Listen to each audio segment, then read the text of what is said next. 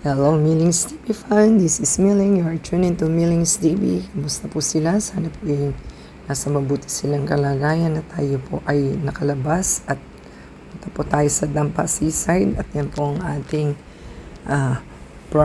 Sisters and Brother Restaurant na Seafoods at yan po ang ating dine-in na kinain at tayo po na late sa ating lunch date at ating kasama po ang ating mga ka-UE Corp of Sponsor ng Batch 82.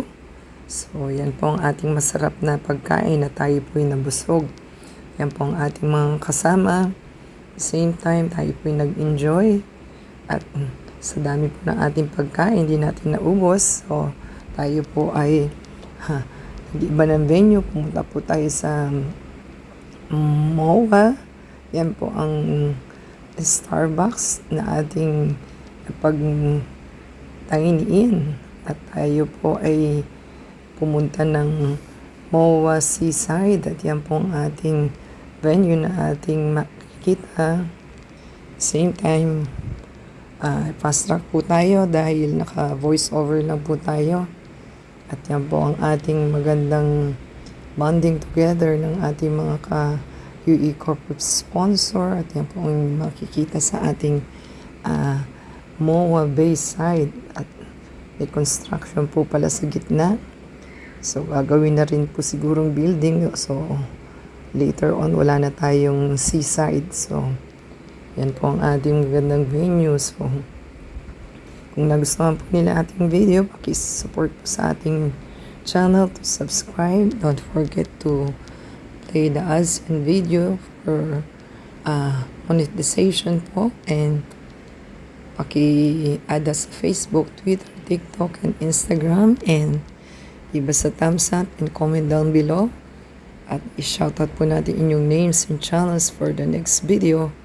So, thank you po kay Mr. William Mercado na galing from abroad, from US. So, siya po ang ating sponsor for today. At tayo po'y busog at masaya po tayong kabanding ang ating mga kasama. At the same time, give us a thumbs up and subscribe sa ating channel at yan po ang ating masarap na bonding together for the day. At sa tagal po ng dekada na hindi ko sila nakita, ngayon ko lang uli sila nakita. So, may next pa rin po tayo bonding together. So by May 20, sana po ay makumpleto na ang lahat. So tayo po ay nakapagpa-picture sa seaside. Same time, tayo po ay naglakad na papalabas at tayo po ay pauwi na. Tayo po ay ginabi na. Dahil alas 7 na, pasado na po yun nung tayo umuwi. So, sana po nagustuhan nila ating video for today.